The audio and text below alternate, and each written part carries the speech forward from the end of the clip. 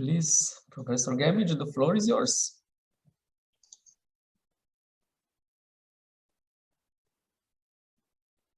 Right, there we go. So thank you for having me back, first and foremost. As I said to you last week, this lecture, or the purpose of this lecture, is to show alternatives or complementaries to what we conceptualized last week as North-South cooperation. So last week's focus was very much on contemporary development problems that arise in the North-South context in bilateral or regional relationships, where we have at least one developing country and other, or at least one non-developing country. And so today what we're shifting our focus towards is looking at other types of relationships. So some of the themes that I'm going to walk through with you today, and that obviously we can discuss in what I hope will be a lively sort of period of discussion after the lecture, include the points that I've put here on the slide. So when we're talking about South-South cooperation, I want you to think about whether this offers a viable alternative to some of the path dependencies that were identified last week that have emanated from these North-South relationships. What we must always bear in mind is that some of these countries only gained independence relatively recently. And so we are starting at an unequal point for those countries as they try to integrate into the global economy.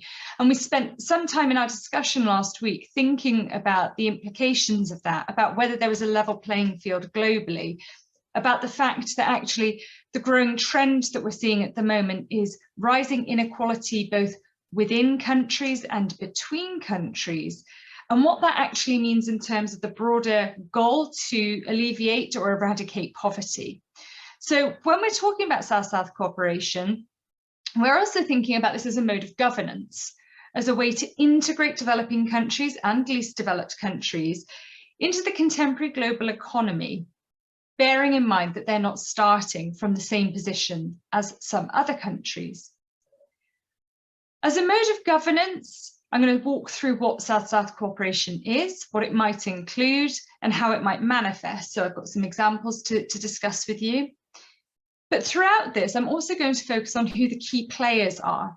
Who are the different actors or stakeholders involved in South-South cooperation? What are their interests? Why are they doing this? And what is the motivation for pursuing South-South as opposed to North-South cooperation in certain contexts? Some of the other themes that we're going to think about, I've mentioned above about being in the contemporary global economy. Well, we all know that over the past 18 months, our global economy has changed quite significantly because of COVID. So one thing I want us to think about is how COVID has played into certain modes of governance in South-South cooperation, and whether it's strengthened or weakened, facilitated or undermined certain modes that already existed, and whether we've seen responses from developing countries that were unexpected or that signal a new way, perhaps, for the way that countries could interact with one another. And then finally, and just like last time, I ended on the note of China being a disruptor to global North and global South relations. What I want us to think about in South-South context is whether China is reshaping international trade and development strategies. In the South-South context, China is one of the biggest players. It's one of the key actors. We only have a short period of time today, so I chose to focus on China rather than some of the other big players like Brazil and Russia. And the reason for this is that really China is the actor that is of key interest given the breadth and scale of some of its activities in South-South cooperation.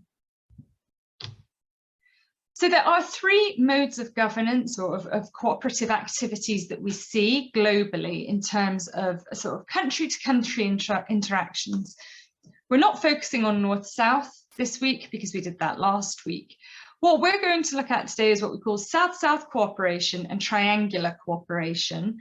And this is often consolidated to South-South and triangular cooperation, so SSTRC.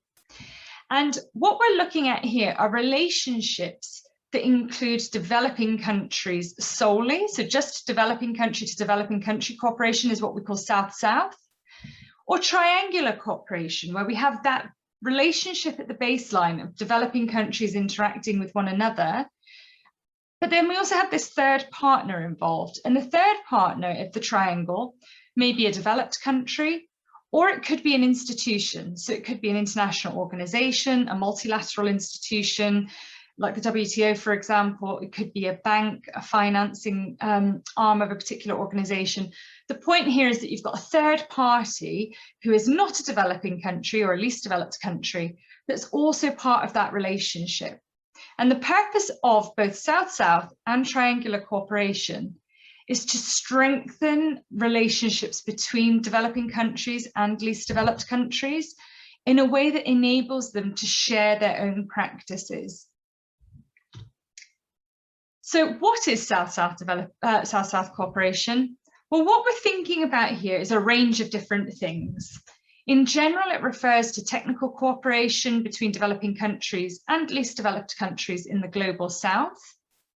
And as you can see from this definition of the United Nations, it's a tool used by states, international organizations, academics, civil society, and the private sector to collaborate, to share knowledge, to share skills and successful initiatives. And usually it has a specific focus on key areas of interest, development interest to these countries. So we typically see South-South cooperation activities focused around things like agriculture, human rights, urbanization, health, and climate change. These are the sorts of issues that are most relevant at the moment to developing countries who often find themselves in a far more vulnerable situation in the global economy than other countries. Why? Because they tend to have very different governance frameworks internally. They also tend to be situated in areas that are more exposed to diverse climate issues. So if we think about the Caribbean, for example, there are lots of very vulnerable states in that region, and they are primarily vulnerable because they are small island nations. So they are very much exposed to the unpredictability and uncertainty of weather.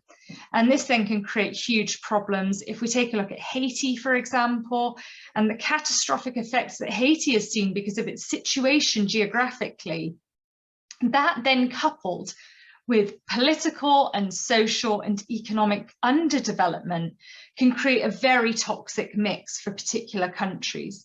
And the purpose of South-South cooperation is to enable countries to learn from one another, to share good practice, and to support one another under a common agenda of solidarity.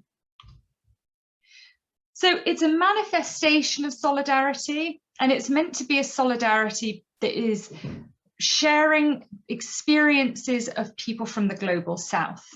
Now, this is strictly speaking for South-South cooperation, because obviously in triangular cooperation, you have other actors involved. But really what we're doing with South-South cooperation is thinking about mutual exchange of ideas that may relate to national well-being, collective self-reliance. It's about community, and it's all around achieving or attaining certain development ideals. Those development ideals might be domestic, it could be national, they could be regional. If we look at Africa, for example, we have regional economic communities that would technically be forms of South-South cooperation because they are all the developing countries working within those frameworks. They have certain development objectives they're seeking to attain. But South-South cooperation is also being seen increasingly as a very important mechanism to the attainment or furtherance of the Sustainable Development Goals, which you've already studied in this unit, or this module. But the purpose of South-South cooperation is that it's a nationally driven framework. It's about thinking about what is best in that particular context. So from this, we get the core features of South-South cooperation. What we notice, therefore, hopefully, is that it's quite different to North-South cooperation. Last week, I spoke to you about the idea that we use the word partnership, for example, in European relations. They'll have economic partnership agreements, but they don't really look like a partnership of equals. There tends to be significant power asymmetry underlying those relationships. And that is, of course, because they have a very deep history that is rooted in inequality, vulnerability, and fragility, often because of the historic situation of colonialism and the impact that's had on their particular country. South-South cooperation, on the other hand, is voluntary. The countries come together because they want to. So we don't have this issue of coercion. in the ideal framework of South-South cooperation. It's participative, it should engage lots of different stakeholders, and it's kind of grassroots driven. It's supposed to be, you know, from the bottom up, what is needed so that we can find top-down and bottom-up responses. So it's a different mode of governance that doesn't always come from the top down, as we see in other North-South frameworks typically. It also tends to be demand-driven, so it looks a lot more ad hoc. It's not so organised in the same way, should we say, or structured in the same way as we would expect from a North-South relationship. Now, of course, there is an awful lot of North-South cooperation that is ad hoc, you know, particularly around overseas development assistance, aid for trade. Those are ad hoc projects, as we discussed last time.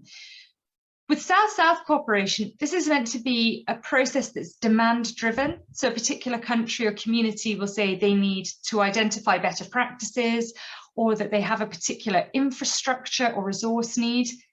And then they explore this with other countries in the global south, and that out of shared experiences and sympathies of these countries, they should then be able to identify some possible responses or interventions that would enable that country to respond to the particular issue it's got in terms of its development. Cooperation is based on common objectives and solidarity. Now, one thing I'd just like to say here is that it's really important to underscore what I said last week. Developing countries is a label we use to describe a very heterogeneous group of countries. There is not homogeneity between the countries here, so we're not talking about a single group, even though we do use a single label. So the idea here is that the developing countries are very different. They may have shared experiences, but they have very different needs. Nevertheless, the cooperation is based on this idea that there is solidarity amongst them because they do have shared experiences of oppression or exploitation. This was part of what the new international economic order was trying to achieve post-colonialism, to enable countries to regain their sovereignty and their sovereign right over their resources. It's based on common objectives and solidarity around community. These countries tend to be far more community focused in the way that they operate. And I'm going to look at an example later in relation to public health, for example.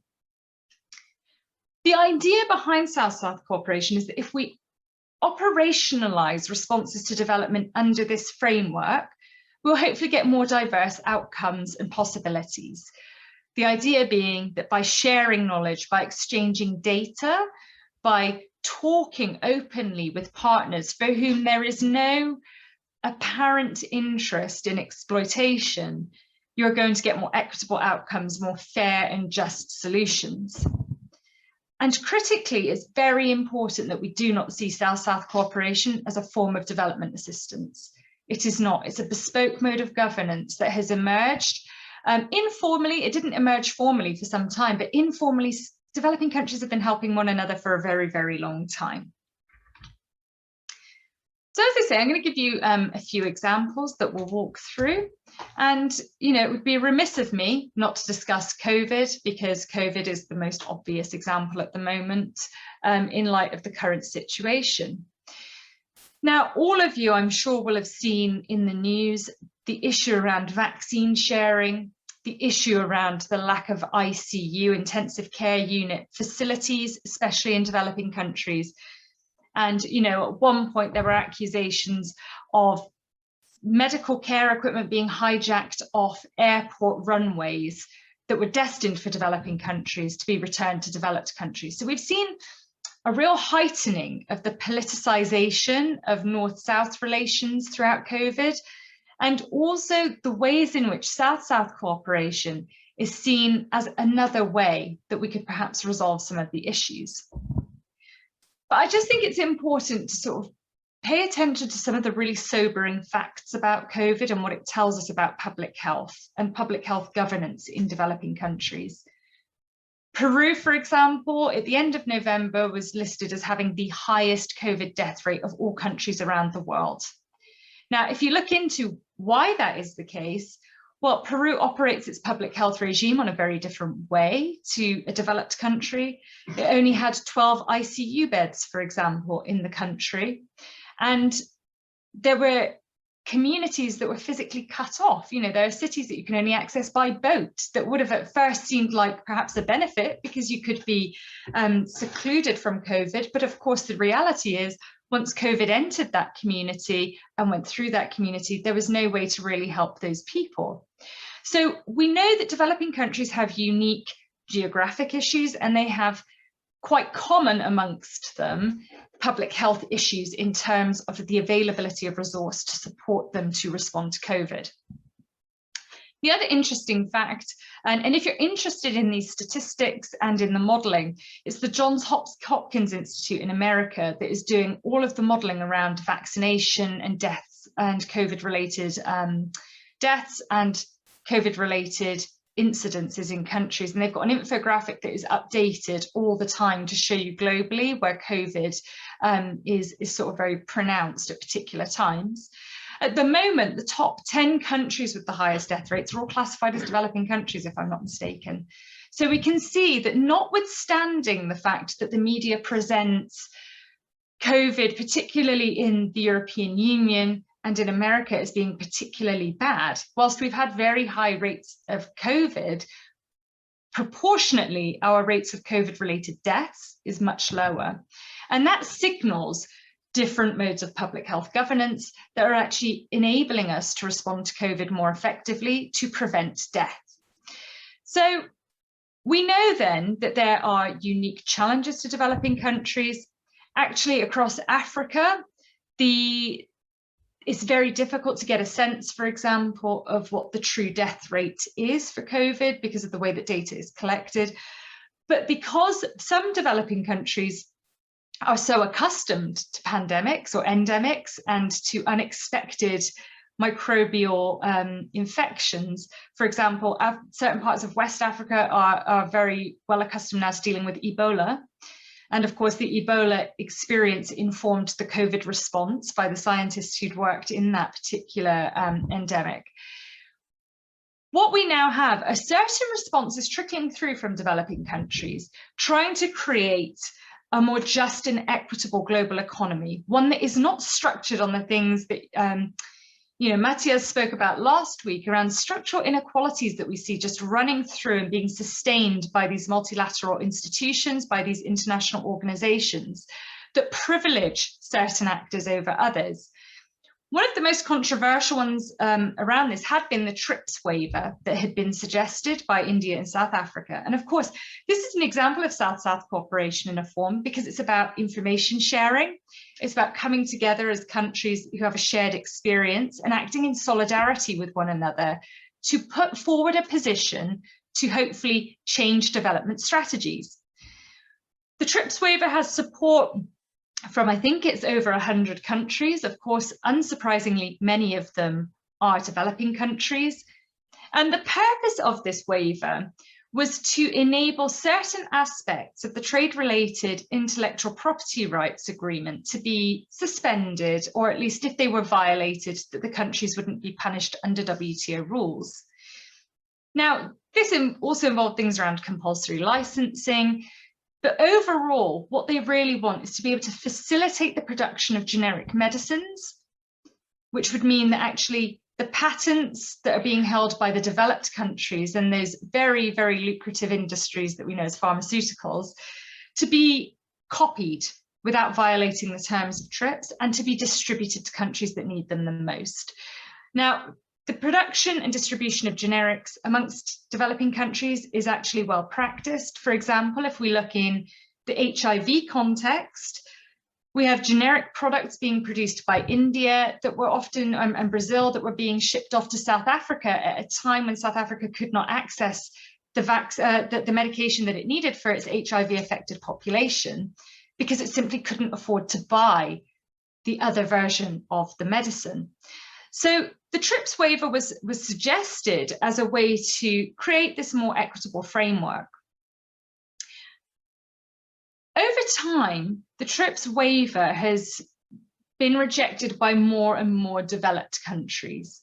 And this has led to some commentators referring to this as vaccine apartheid, that basically developed countries which have been leading in the development of the vaccines that are recognized. So we know that obviously we have Sinovac and we have the Russian vaccination and we have different vaccinations coming out for different countries.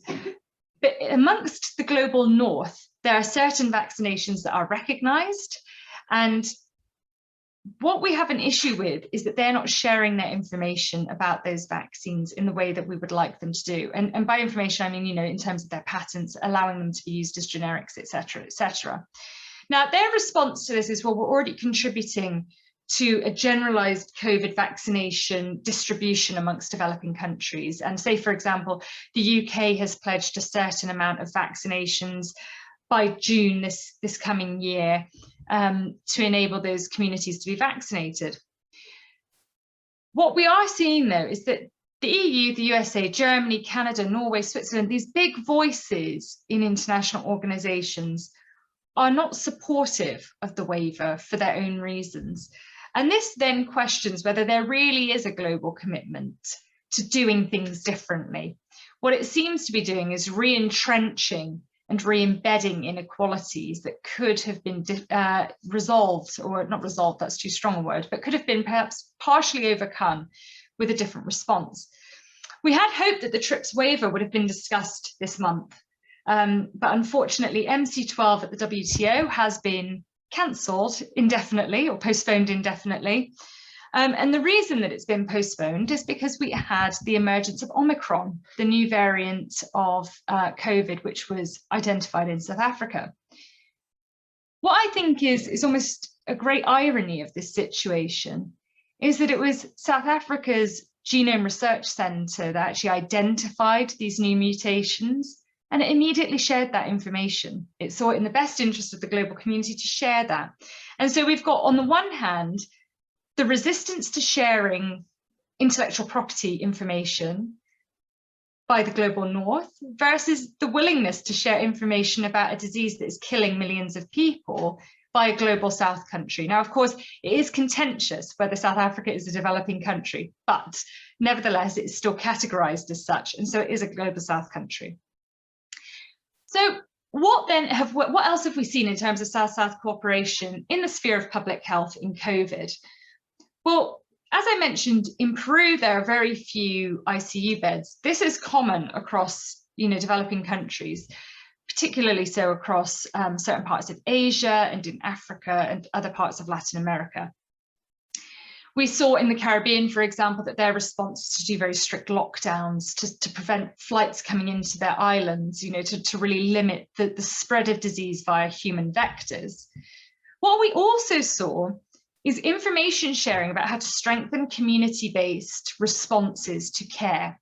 So in developing countries where hospital infrastructure is far less advanced than that we would expect in a global north country, a lot of the care program actually happens through community-based programs. So it may just be a relative, for example, caring for someone else, or it could be the sort of government-sanctioned care program and package.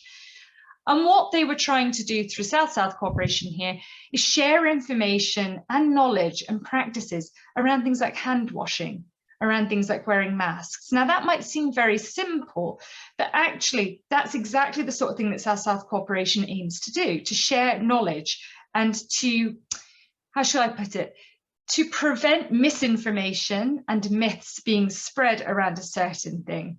So this was put in place to sort of support the most vulnerable in the absence of medical equipment and medical staff, and it was the best that could be done in the circumstances. On the other side of the pandemic, so to speak, if we're thinking about this proactive community care to prevent illness and the various different medical equipments that we'd need to do that, one example of a triangular cooperation is seen in China's South-South Cooperation Assistance Fund's relationship with certain countries in East Asia. And here, it was recognized that there were poor waste management situations in certain countries in the disposal of public health medical equipment. And so what the SSCAF has done is provided $5 million through the UN's development program China to Cambodia, Laos, Nepal, the Philippines, and Myanmar to help those countries not only share information and attend sessions to better understand what is needed to properly dispose of public health waste, but has also, enabled them to put some of that infrastructure into place. So that's an example there, a very simple one of a triangular relationship. So COVID does provide us with one example where we can dive into the various different facets of South-South and triangular cooperation. And remember, underpinning this is solidarity, the idea that these developing countries want to help one another.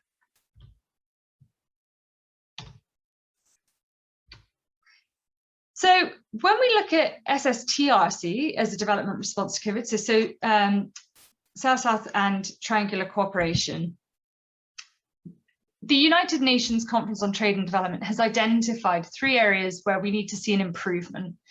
What we've seen so far is that they've done the best that they can in a very unexpected situation of extreme pressure and stress. And if we want to move forward, we need to reflect on the experience. We need to learn from good practices and bad practices and find ways to embed better, more efficient, more effective processes going forward. There are certain areas in relation to COVID, obviously, where we saw strengthening needed, and I'll come to those in a moment. But the 3 areas that we saw for South-South cooperation identified as needing more investment, so to speak, relate to the scaling up of financial resources to enable those countries to respond in the first place, to enhance policy space, and to build resilience. What do they mean in terms of scaling up financial resources? Well, what the UNCTAD is identifying is that there is scope for the financial machinery within developing countries to do things a little bit differently. And for example, they've identified sub-regional development banks could lower their equity to loan ratios, which would in turn expand their portfolios, which would enable them to invest in other things, which in turn would hopefully return a profit and enable them to reinvest in their national domestic economies and in their development strategies. There are other initiatives that we're seeing around currency exchanges, or what we call swap lines, around enabling banks to swap currencies. The Chiang Mai initiative is one of them. But I wanted to just show you these 2 to demonstrate that we do see innovation coming out of South-South cooperation. And like I said last week, we have to be very careful that we don't talk about developing countries or least developing countries as being passive, as being only receptacles of knowledge. They receive it, but they also give it. They also have lots of ideas. And so these are some ways in which we're seeing innovation coming out of these regions. What we know works well already, but could be expanded and developed on further, is to enhance policy space. And what we mean here is not only just sharing ideas and exchanging information, but also identifying modes of governance to advocate for changes that will both strengthen South-South and triangular cooperation, but in a way that enables these countries to integrate into the global economy on their own terms and in a way that is meaningful to them, that enables them to achieve their development goals. So what's quite interesting about South-South cooperation, I think, is that when you look into the different activities that take place, they're very bespoke. It's very much based on the region. So you'll see different things taking place in countries in the Arab region, for example, than you might see across Africa or the Caribbean or Latin America or Asia. But nevertheless, they are tailored to the specific needs of the region and of the countries. Building resilience is going to require the recognition that lots of different issues intersect with one another. It's not just about economics. It's not just about bringing in more money or bringing in more finance. What COVID has shown us is that resilient and inclusive economies requires us to look at the way that the labor force is organized, the way that we have food availability, the way we coordinate governments, the way that communities work, schooling, education, all of the different aspects of our social life, coupled then with the environmental dimensions. If we're talking about public waste disposal, let's think about the ways in which we manage our environment. And South-South cooperation is a good mode for ensuring that the environmental importance of specific geographies are really protected in ways that work for those communities, in a way that perhaps North-South might not be, because there are different power asymmetries. What we saw in terms of COVID was developing countries coming together to really share information around, these three key areas in particular. And this emphasis on solidarity in relation to health and access to medicines in terms of vaccination, albeit actually vaccination rates in developing countries, particularly across Africa, are woefully low. And information about food security. One thing that we saw was disruption of supplies of food. And of course, in developing countries, we are talking about both formal and informal economies. So we're talking about, informal cross-border traders not being able to actually get across the border to trade their products or their goods, because perhaps that country has been in some kind of lockdown. So access to food, access to appropriate food, food security is very much linked with food sovereignty and food availability. It's goal 2 under the SDGs. We've seen this really come out. So South-South responses to these particular issues could really enhance their responses to their own development issues going forward outside of the context of COVID. I also wanted to show you some other triangular cooperative activities, because I think it's always interesting when multilateral or international organizations forge partnerships with countries to enable information sharing. And the International Labour Organization, or the ILO, has been doing for a very long time lots of work with developing countries. And at the moment, for 2020 and 2021, there were 23 projects running that they classified as South-South Triangular Cooperation projects. It covered 75 countries, there were 5 regions, and I've just given you 3 just to briefly talk about, to show you what these might look like. And I chose 3 that I thought were quite different, just to show you the breadth and diversity in what South-South cooperation can look like. So the first one, and given that we're talking about contemporary development problems, the first project was capacity building for delivering the SDGs. So this particular project is about, you'll see they just use the word engaging these participants in Latin American countries to better understand how to engage with the SDGs. So to not only just understand that they're there, but to think about how could I actually implement certain changes in my national or domestic setting that would enable us to reach closer to some of the targets that have been set under the SDGs. In that particular project, they say that the focus is on peer learning seminars, which really just means that the countries are talking to one another. They would have facilitators there from the ILO. But the idea, as I say, being around identifying their own strategies, but by sharing experiences with one another. Another example, and what we've seen, especially in response to the previous ministerial conference of the WTO, relates to support for women's economic empowerment. And in this particular example, it's about financial inclusion. There's a lot that has been done on financial inclusion for women in Kenya, for example. There's some great work on that. This particular project focused on Southern Africa, and there were participants from Lesotho, South Africa, and Eswatini. And what this particular project was focusing on was better understanding how women can be integrated into work in a more equitable way. And that included focusing on what gender responses to the pandemic there had been, ways to enable women to access better pay, better working conditions, and to empower them as workers. What we know across Africa and across most developing countries is that women, in particular, as I said last time, serve lots of different roles in the economy. They may be traders, entrepreneurs, importers, exporters, consumers. They tend to be the primary buyer of goods in the household.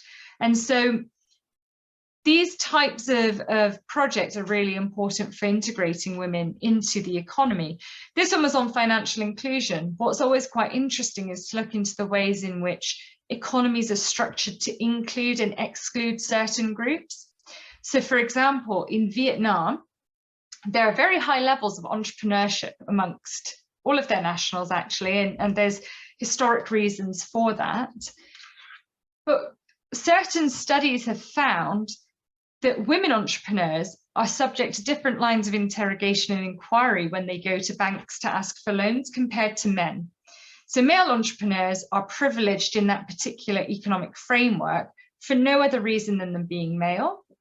There's also data to show that female-led or female entrepreneurs are more successful economically than men, and yet are subject to different barriers.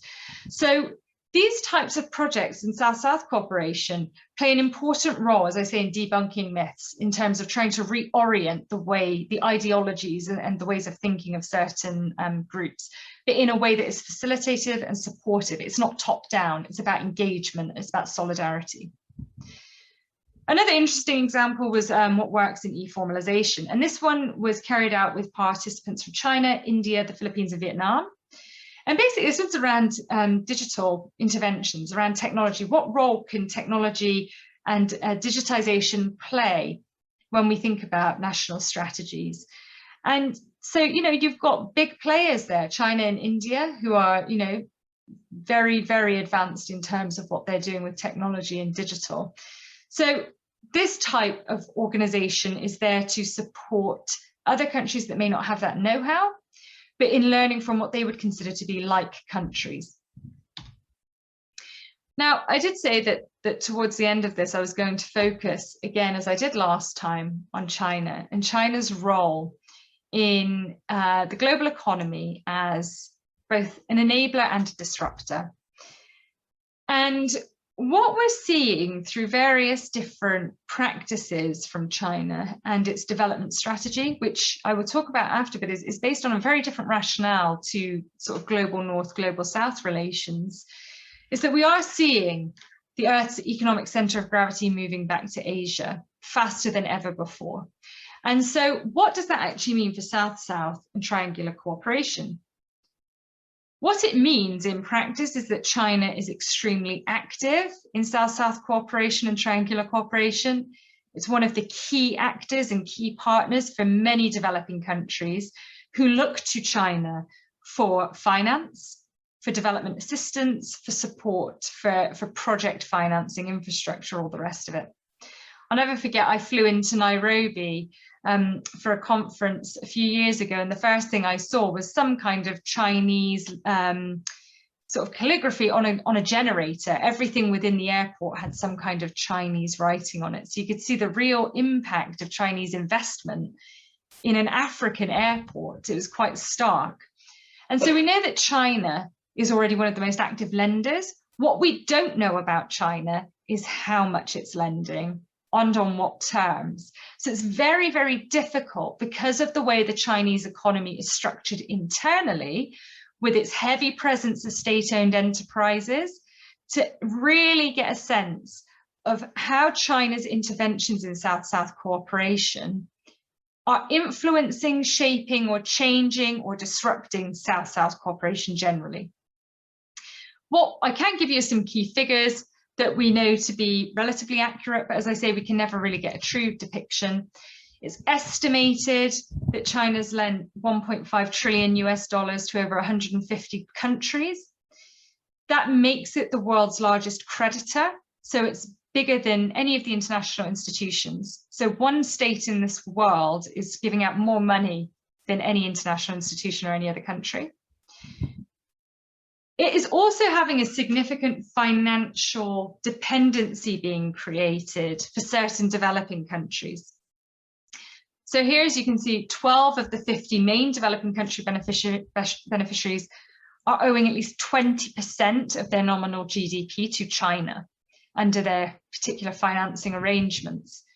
Now, what I think is quite striking about this list, and I'm not going to read them out, I'll let you read them, is that these are very vulnerable countries. These are not the countries that have really resilient economies. These countries are vulnerable.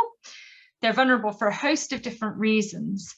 But the question is whether these countries are in a position to really, continue on the basis of mutual exchange and solidarity that is supposed to underpin South-South cooperation, when they are dealing with another country or their creditor that is becoming increasingly powerful, and which is, becoming one of the emergent hegemonic poles in the global economy.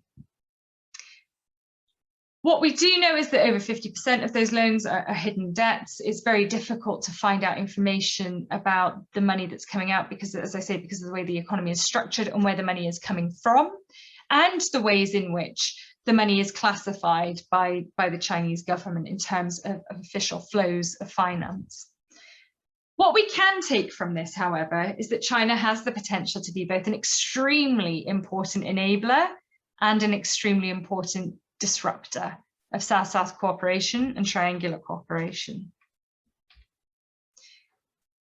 What I'm going to end on with you today is to question whether we're seeing the emergence of new hierarchies and whether all roads will eventually lead to Beijing.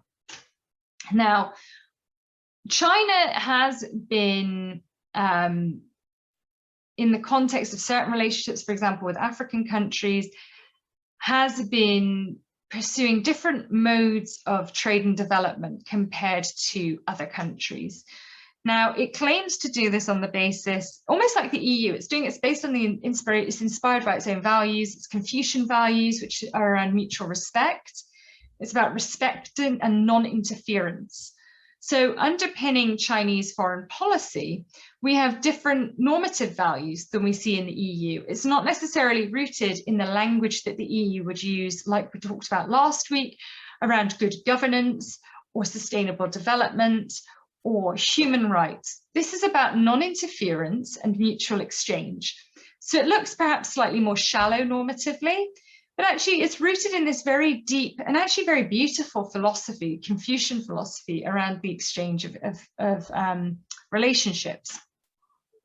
Now, there are questions about whether China is a benevolent actor or whether it's actually pursuing some kind of neo-colonial agenda, especially with African countries, but not exclusively with African countries, and whether we are seeing the emergence of new hierarchies.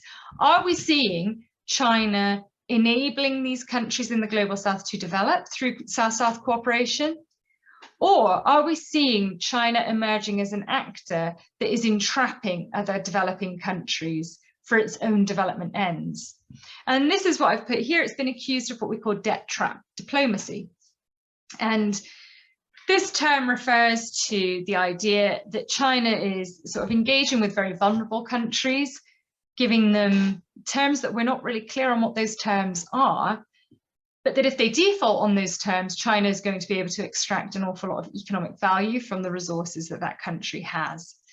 So whilst on the one hand, China looks very much like a good partner for developing countries because it has a shared experience, it is coming from the global south, there is a real concern about the ways in which China is able to infiltrate different markets on such a significant scale. Because it's based on the principle of non-interference, China seems to be able to negotiate certain things more quickly. It also does so in a slightly different way. So whereas the EU, for example, is extremely fixated on regional trade agreements as its hub and spoke model for levering growth, China does so on a different basis. We can see this in the Belt and Road Initiative, this idea that it's going to reinstate what was the old Silk Road through maritime routes, through land routes using trains, and basically deepen its relationships with other developing and developed countries. There are some developed countries that were hit through the Belt and Road Initiative. And the way it has done this is actually through bilateral contracts rather than through regional agreements. China is not a fan of regional trade agreements. It has very few, and it much prefers to do so contractually. Now, perhaps this is because, as I mentioned, it's got a very different mode of internal governance that we refer to typically as state capitalism, where there's still a huge presence of state-owned enterprises. But nevertheless, this then further lends support to the idea that China might not always act in this benevolent way it's purporting because there's no transparency. If it's contractual, it doesn't have to be published. That's the whole point. Now, that is not to say that China is not a benevolent actor. It's just this is where the accusations of debt trap diplomacy come from. A lack of transparency, lack of clarity around what the obligations are, and a lack of understanding around whether the partners coming into these relationships, just like the EU relationships, are they equal? Are they coming from a level playing field? I wanted to give you a snapshot of Sino-African relations because I think this is a particularly interesting example that ties into the Belt and Road Initiative, because the BRI will link down through East Africa. So in East Africa, this is actually where we see one of the first examples of China's more formalized South-South cooperation was with the building of infrastructure in Ethiopia and railways back in the 60s. So it's had a very long relationship with these newly independent African countries. And it's currently the largest investor in East Africa, and it accounts for 60% of this region's foreign direct investment, which I find staggering. So again, we've got this huge amount of foreign direct investment coming from one actor in the global economy. A recent example where we're seeing a shift in China's approach, so it's now moving towards the Francophone countries, is, this very simple project. It's putting into place a ceramics factory in Senegal. But nevertheless, it's interesting because it hasn't really been integrating itself into the Francophone countries until now. So this seems to be sort of the next step for China, to not only just stick with its traditional partners that it's had for some decades, but to now expand its partnership base. It's also established special economic zones in Africa. And these are really important because they give preferential terms of business, tax incentives. It enables China to produce certain products and goods using labor and services at a relatively low cost, and then use those zones to export around the world, giving it its competitive advantage in certain products. But what we're starting to see is what had been, promised as one of the future ways for South-South cooperation, seeing China as this benevolent actor who's happy to support other developing countries in their growth strategies, is that there are disruptors to that relationship coming from within Africa itself. And, I just want to talk very briefly about a couple of examples. And the first one being an arbitration claim that was brought against the Nigerian government by a Nigerian company in relation to a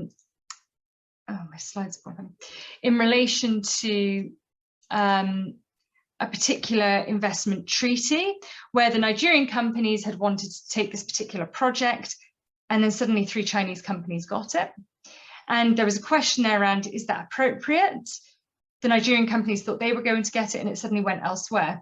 So there's an initiation there of a dispute.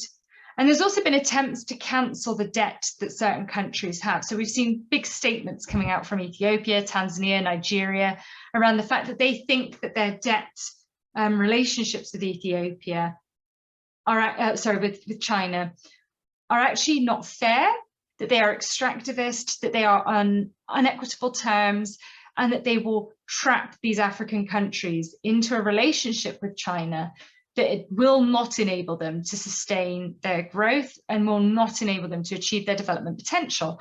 And if we're thinking about South-South and triangular cooperation as a mechanism to enable national countries, national strategies for development, that's really important. So the final point I just want to leave you with when we're talking about this is, South-South cooperation is a very broad church. There's lots of different activities that fall within it. There's lots of different countries involved in it. I've just given you a snapshot of some of them, but there's a vast array of actors involved. And last time we were speaking about the EU's explicit mechanism for externalizing its values. It does not hide behind the fact it wants to externalize its commitment to human rights, good governance, democracy.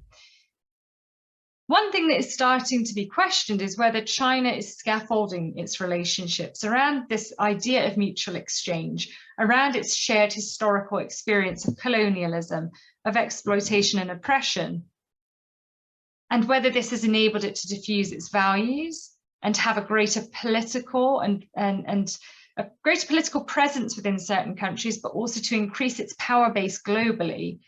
But is it done so in a more subversive way? So is it in effect mimicking what we're seeing elsewhere, but in a less obvious way? And that's something, of course, is very difficult to prove or disprove. But nevertheless, there are big questions now being asked around the nature of South-South cooperation. Personally, I think that we need to see really concerted efforts from the emerging economies, all of them, coming together to facilitate dialogue amongst developing countries, to enable them to harness the technology and innovation that we're seeing coming out of the BRICS countries. They already have huge, vast amounts of knowledge, vast amounts of resource that they can support other countries in their growth strategies. But like I said last week, these relationships are two-way. With all the best will in the world, developing countries can facilitate and enable, through South-South cooperation, the development strategies of other countries. But that also requires certain conditions to be in place at that national level in the first place. And so there's never going to be an easy solution to this. But I think that there's actually real power in South-South cooperation. I think that we can see the work that the UN is doing around creating knowledge sharing platforms, around databases where they can exchange ideas and come together is a really positive intervention. But we have to look at everything critically.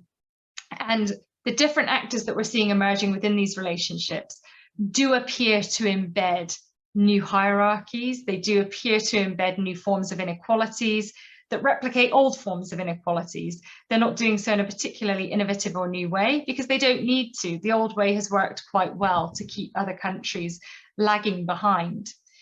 And so that then means that within this contemporary global economy, we see not only the traditional hierarchies in terms of developed or global north versus global south, we're seeing lots of different actors emerging that create conflict and tensions within the dynamics of these relationships, and which can then stagnate or cause regressions in development strategies. And when we think about those particular issues, we must never forget that what we're really talking about is the everyday lived experience of the people living in these countries, and about what resources are available to them and how they can actually live the lives they deserve to live, the lives they deserve, or the lives they feel are valuable to them. And so we know that more needs to be done, but which way is the right way? I don't think there is a right way. And I think we have to remember that South-South cooperation is not seen instead of North-South cooperation. It's seen as being alongside it. So it's not an alternative in the sense that we shouldn't have North-South, but it's certainly a complement to, it offers a different mode of governance. And as I say, it tends to be more ad hoc. It's about being responsive to certain specific development needs. So I shall leave it there, and I'm very happy to start the conversation. Great.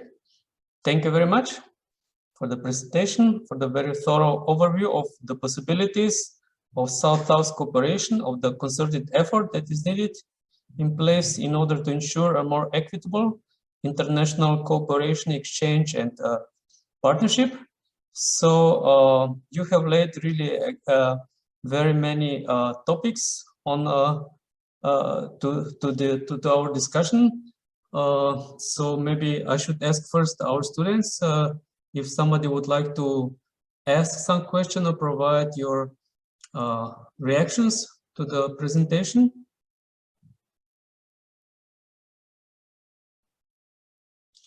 You can also take a minute or two to think about it, to pause for a moment. You can also pose your questions to the chat.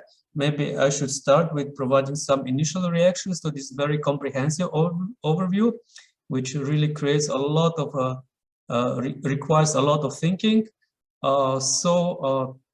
In order to discuss the possibilities of South-South cooperation in the hope to avoid any attempt from the external actors to somehow undermine cooperation in dividing this South cooperation among the more, say, clientelistic relations again, with in the post-colonial form, right? Then it would be, I think, first good to start with some of the really successful examples that really exist that can present a source of inspiration and encouragement for other parts of global South, such as, for example, you talked at the beginning about the health situation now in the context of pandemic, but also in previous rounds of health crisis. There is one positive and encouraging example of Kerala, for example, which has a long tradition of high quality public health sector, strong institutions, strong health policies, in addition to other high quality public services. And what is important to know is that Kerala is belonging to the one of the poorest regions in global south. But despite this, general level of poverty, it is possible even in these poor circumstances to develop high quality institutions that enable people and their access to the necessary services in health, in public education, in other support institutions that create a more inclusive ways of lives and also greater prosperity for the people, for the communities, in comparison with other regions that are more maybe nominally at a higher level of the development. So sometimes Kerala is even labeled as a Sweden of the South. And it was why I also mentioned Kerala, because it is well known that Kerala at least used to be in the first part of the pandemic as one of the most successful regions, federal states, coping with the issues, challenges of the pandemic in contradiction with some other places that have suffered enormously more. So there are possibilities. So this is how I see, this is how I understand the South-South cooperation as a source of, as you say, exchange of good practices, good governance, of learning experience among the participants, among the actors. I also like your example of inclusion of women as an important source of stronger developmental impetus for many local communities in different parts for the reasons that you have described, and many others.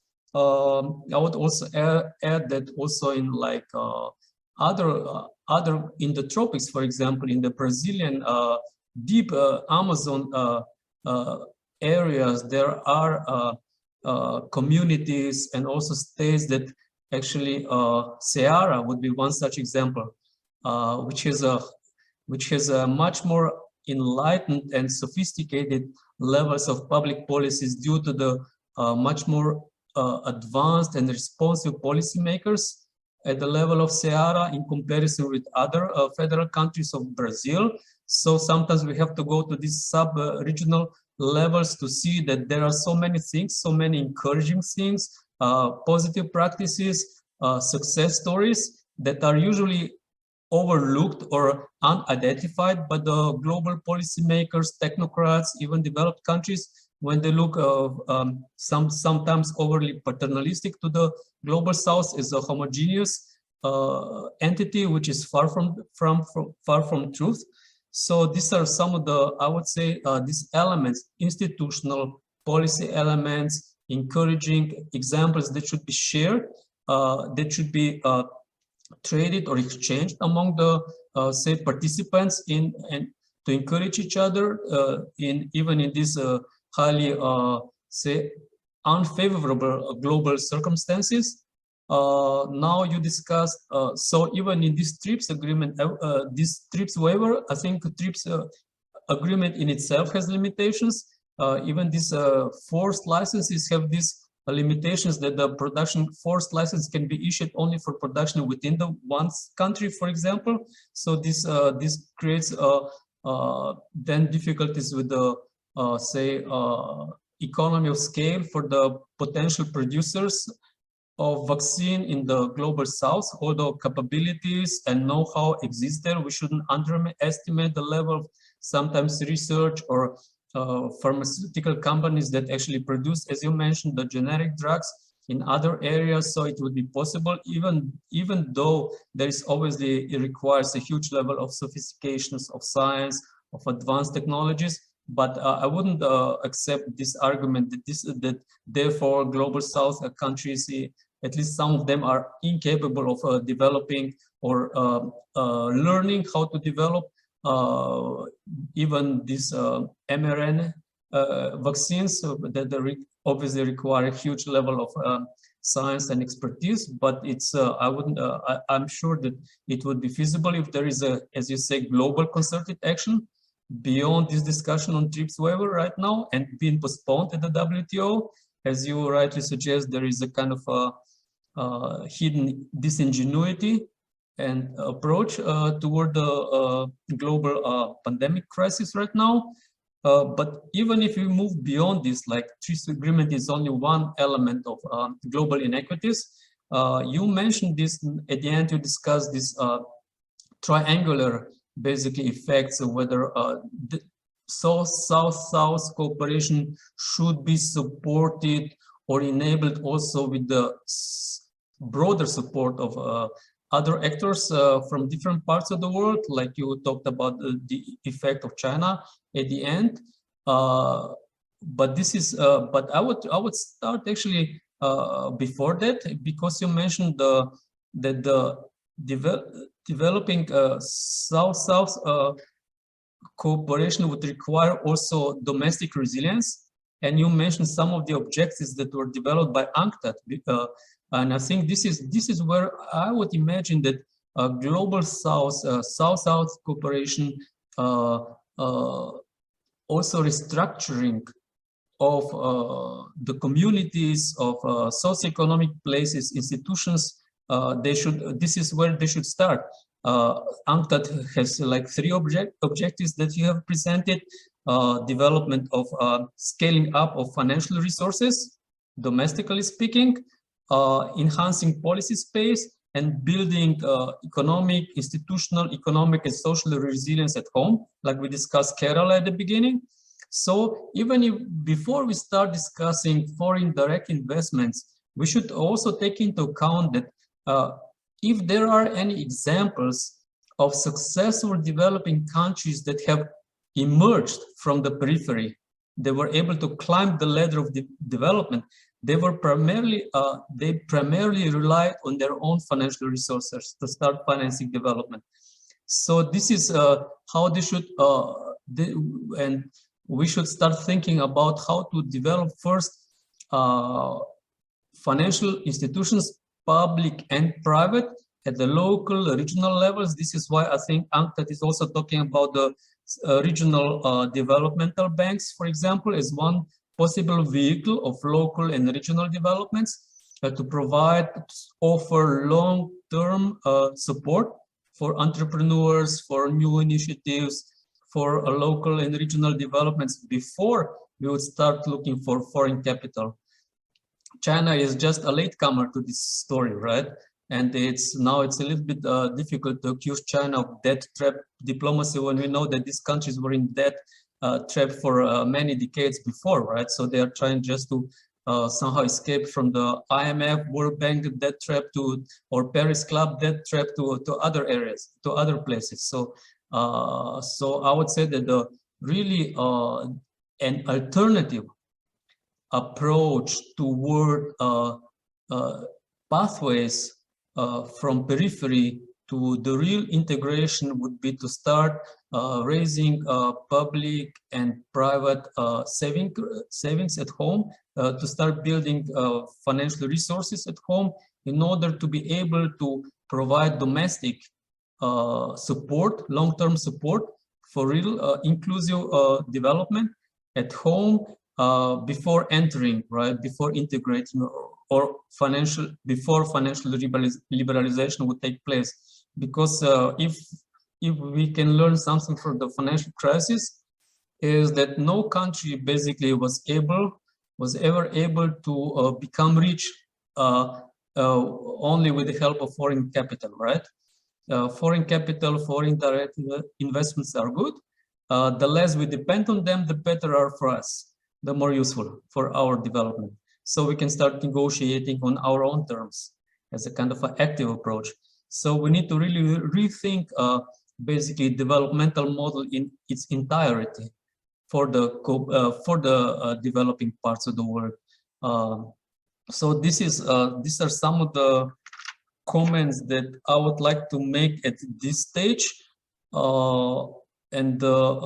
Yes, in this, where should we start was what are the alternatives? This was your very challenging question last time.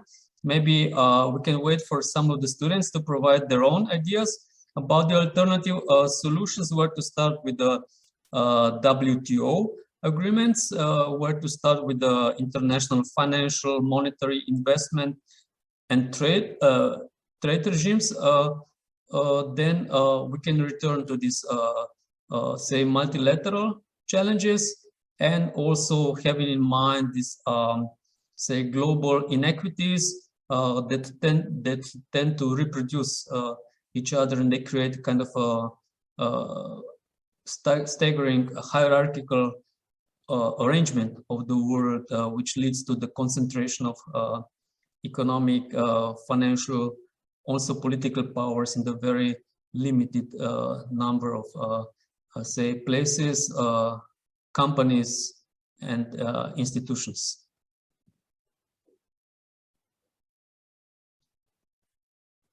Yes, please.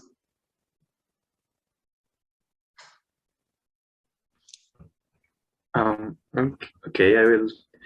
When you talked about both of you, first of all, thank for the presentation, for the lecture. You talked about if the Chinese role, if it is, to what extent it is a neo-colonial practice and so on.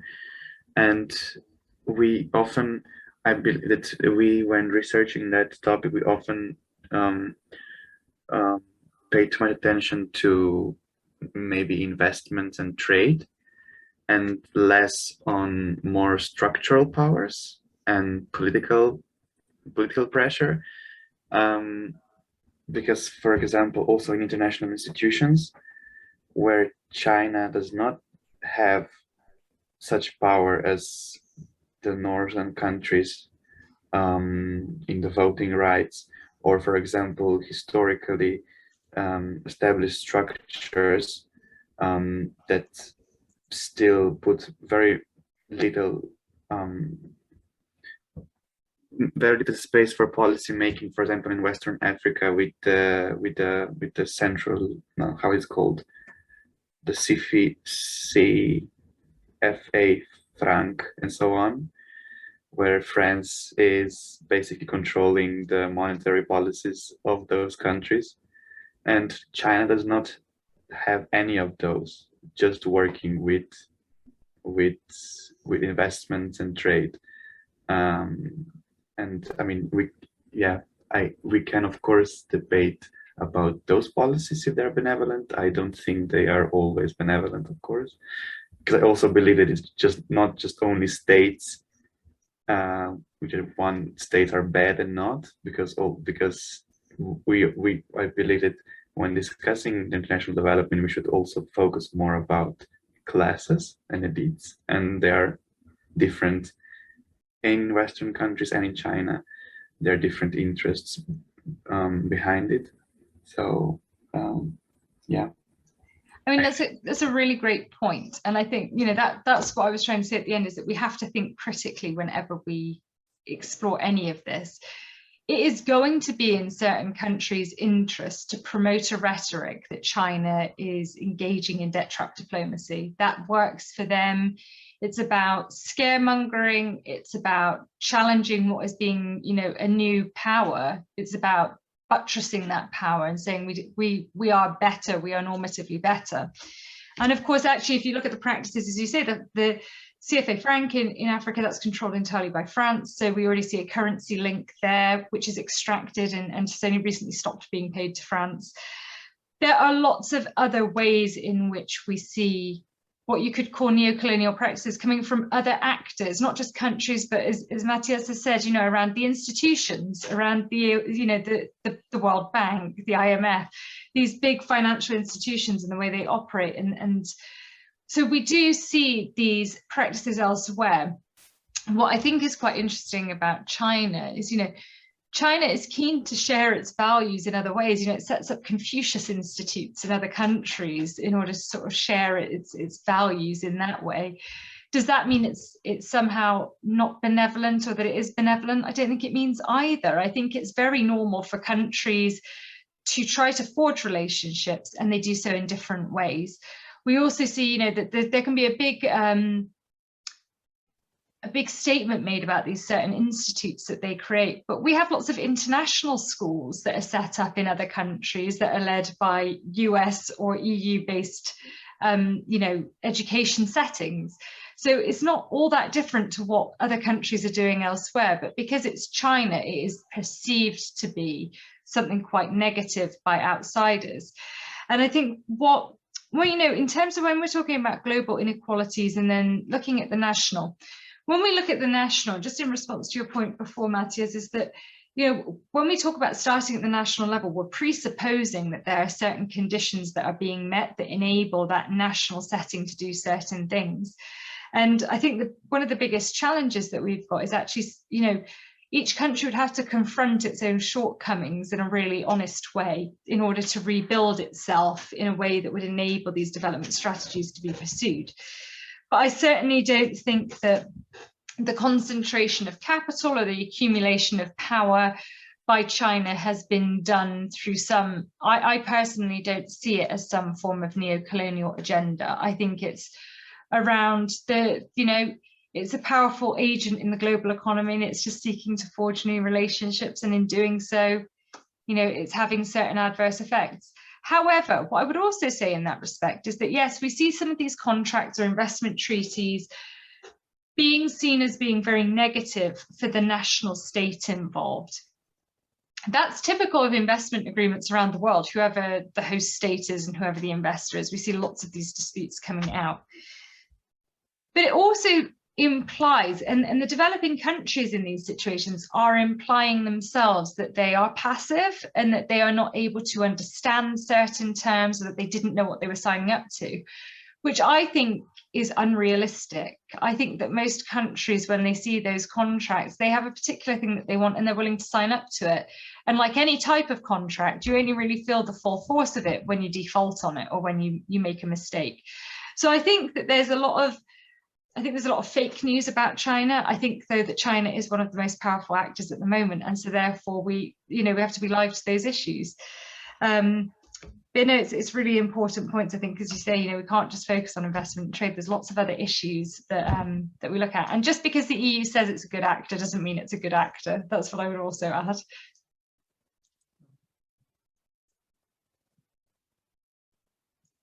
Yes, I think there is a real risk that we don't know where we are heading. Of course, there is a risk, or there should be awareness or caution that this does not present just one another a new round of race to the bottom, when all the major powers like US, EU, or China now are competing on the grounds of the, say, developing countries who will extract more or use more benefits for their own interests primarily. And we don't know how this game will play out. But we are pretty sure that without empowering, without improving institutions and development prospects, endogenous development prospects, comparative advantages, inclusions of the local societies, it is highly probable that the competition will be basically and rivalry among the major trade powers who will exact more interest for themselves, either in the sub-Saharan Africa or Latin America, with these new rounds of competition of, say, trade agreements. You said there are many bilateral agreements or mega regional trade agreements, and basically they are just serving a competition among the major trade powers who are actually trying to export themselves out of the crisis. So one of the real litmus tests for a new structural improvements would be actually to enable developing countries to not only to engage, to develop, but also to offer opportunities to have access to these advanced developed markets, which is right now not happening to a large extent, only within these chains of global value of chains of production at the lowest levels of exporting basically raw resources, basic commodities. So there is a specialization going on in a very hierarchical manner. which forces these developing parts of the world, not only sub-Saharan Africa, but also elsewhere, to specialize on a low value-added goods with cheap labor and extensive in terms of say using resources, natural resources, exporting commodities. This is not a problem only for the sub-Saharan countries, but also for Latin American countries and probably other East Asian countries. So this really creates a new round then of I would say divide between global north and global south, now with China only adjusting to the game which is going on for many decades in its own terms. Maybe it's contributing something. Definitely investments in East Africa can help to a certain extent. They were missing before. It's quite surprising that the role of the World Bank and the IMF was not more successful in the past decades despite these huge resources. So maybe China has learned something, has been adding certain value to the countries or the regions, but in a very limited, in a very narrow way, which in no way does not overcome structural impediments and structural inequalities of international relations. And it does not lead to the more inclusive and more sustainable pattern of future developments for so many parts of the world. And here I would just like to mention before I stop, like this very interesting recent study by Alexander Kentikelenis and Thomas Stoops on the role of the IMF in imposing austerity. Now IMF is officially moving beyond the austerity discourse, but this study, they analyzed the real structural arrangements with the developing countries in all parts of the world.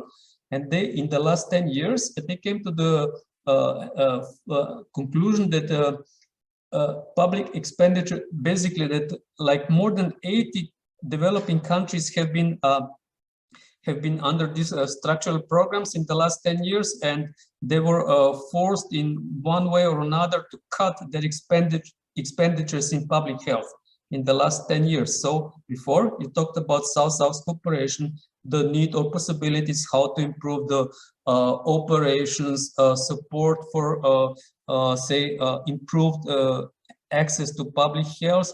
But we see this can be important, it can work, but there is this global real limitations to the efforts that are going in the opposite way, that are actually leading to the deterioration of the public health situations in so many parts of the world. So I think this is the bottom line of this is the real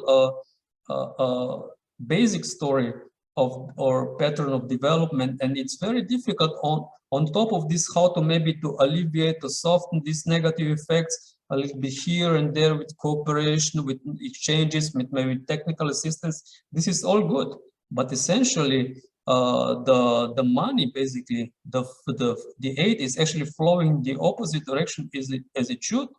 And it's impossible to build we have only a few exceptions, like I mentioned Kerala, maybe Botswana to a certain extent, maybe few regions in Brazil or other parts of the world, but essentially these developing countries are really under this enormous structural pressure and limitations, and it is not possible to simply overcome these institutional constraints by saying that we have to offer more, I don't know, technical assistance, more help. This is all great, and I'm afraid also the whole idea of the sustainable development goals, no matter how welcome it is, it's completely subservient to this basic pattern of institutional path dependency that will constantly and permanently disable these areas from real opportunities for real progress, inclusive development.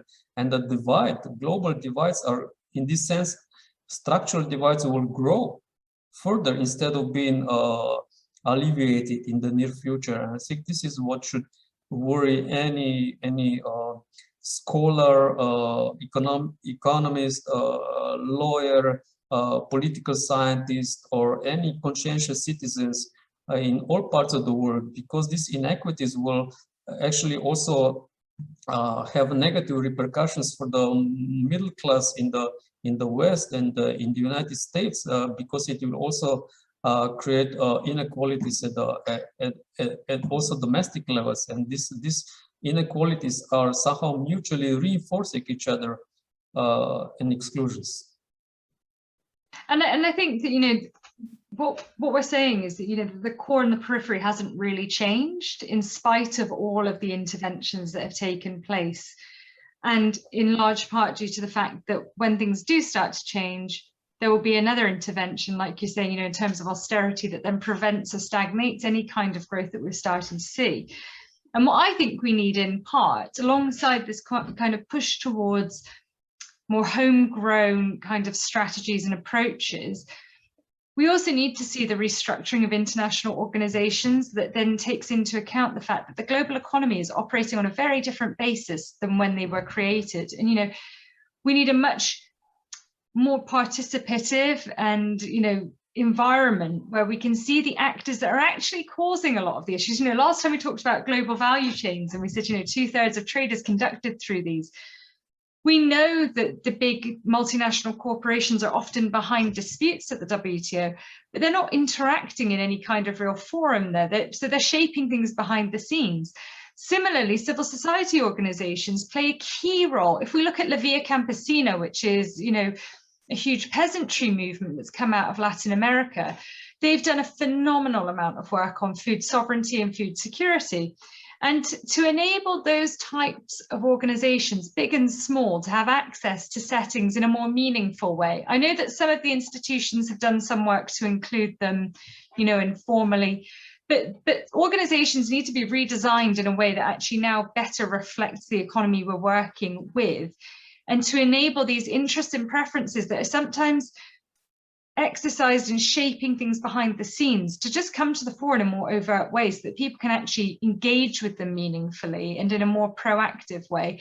And until that happens, I think, unfortunately, you know, whenever, if you want to look at it sort of from game theory perspectives, even right down to the ministers, the missions that are involved in certain negotiations, they will have their own agenda, their own government agenda to pursue, without those critical voices in the room to say, actually, doing this could then create a problem or a challenge for you here, then really limits the possibility to move from periphery to core. And, you know, it prevents any kind of real shift from the inequalities that a lot of these countries are facing currently and will continue to face for some time. Absolutely. And then back to your key strategic question, where to start with possible reforms. I would start with small steps, because in order to come, we would have to, once we have a diagnosis, we know what is fueling or creating global inequalities and inequities. Maybe we should start with small steps that would be gradual, piecemeal, and cumulative. And probably where would I start is with a small reform of the subsidies and countervailing measures, definitions of subsidies.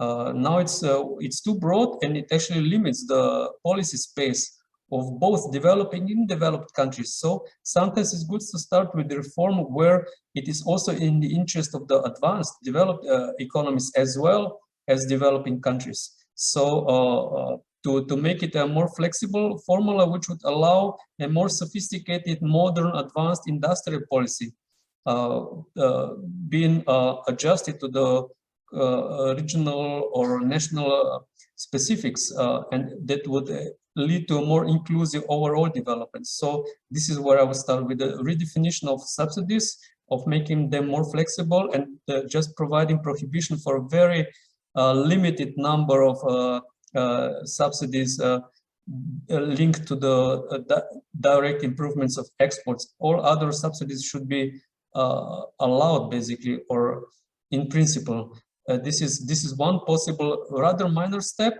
where I would start, and then I would probably expand this to the operationalization of the special and differential treatment, because now it's very broad, it's very abstract, but nobody really knows how to make it operational in real terms.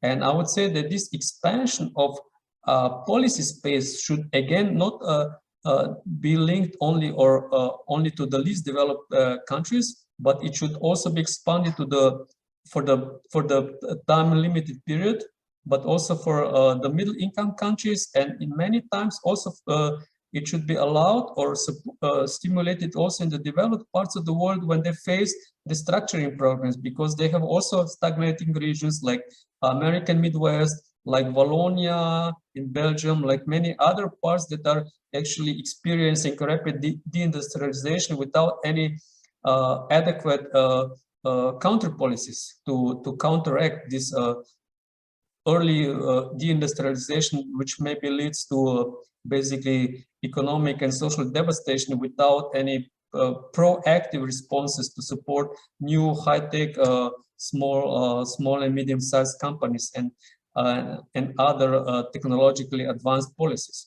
So this is the next step where we could go on at the exact level of the WTO treaty rules.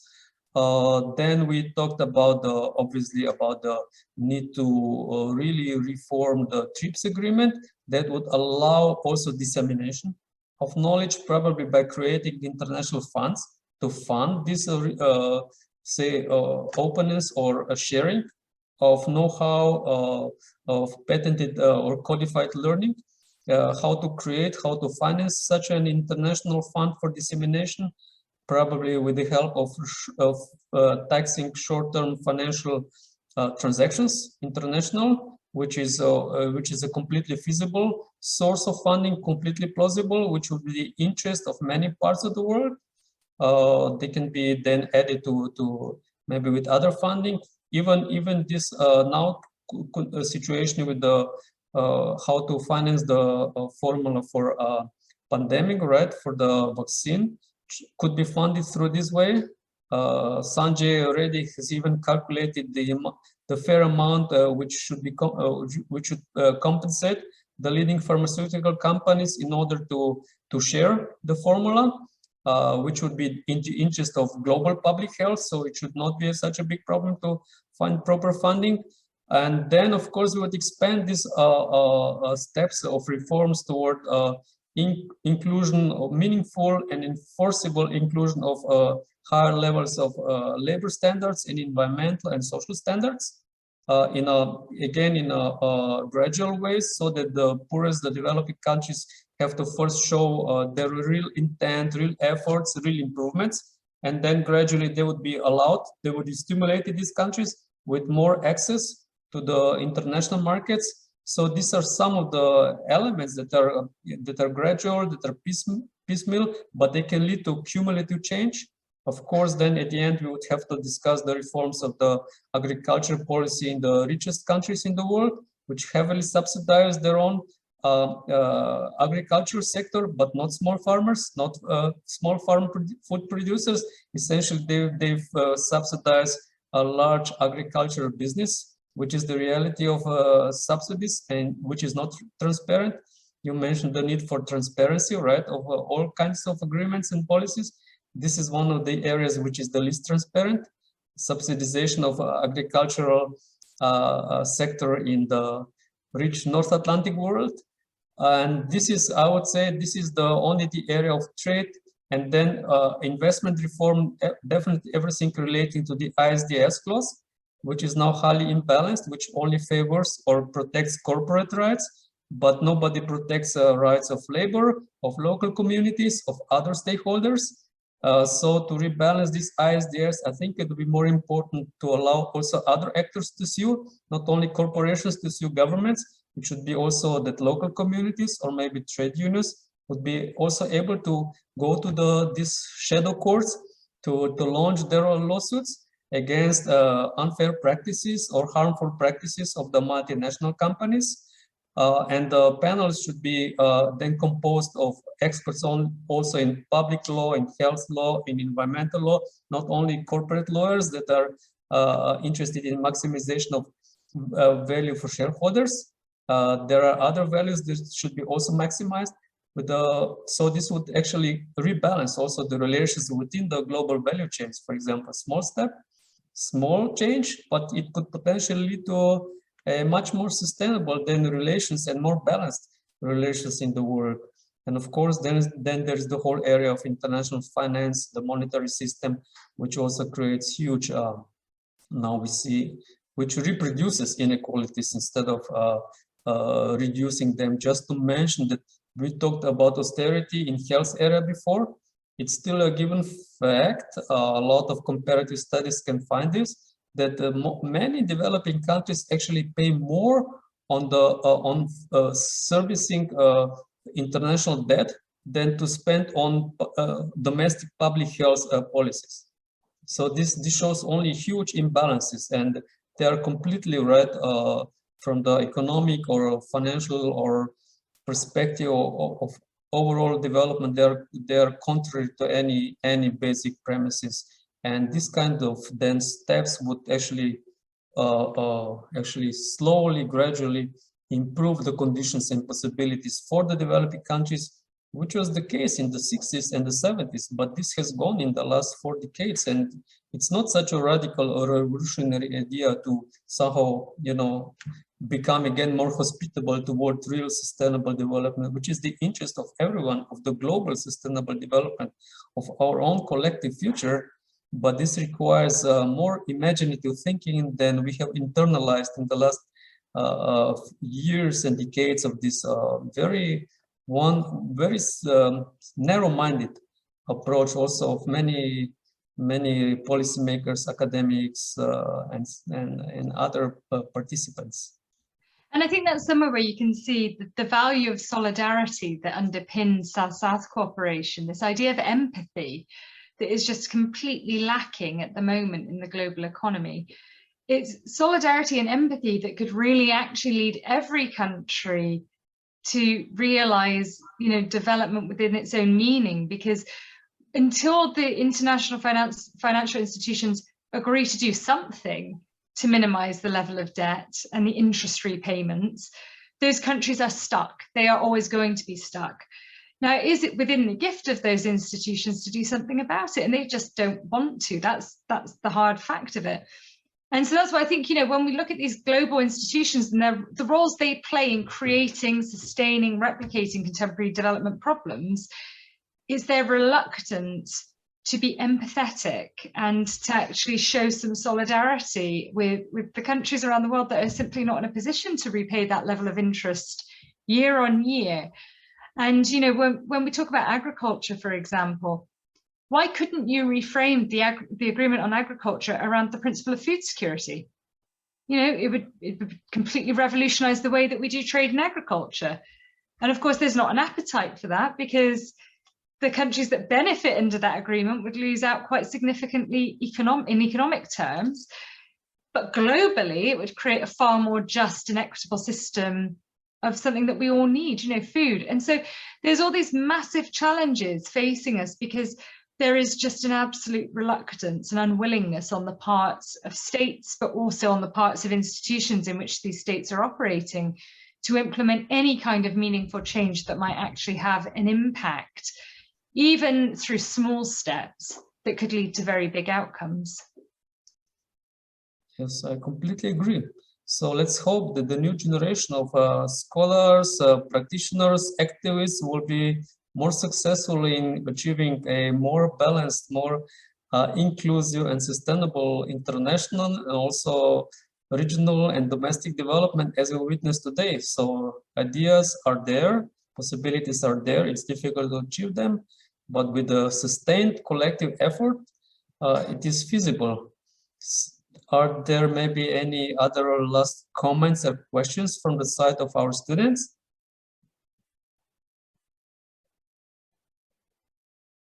If there are still, you can still send emails to me or to Professor Gammage in the coming days. We'll be very happy to continue with the discussion.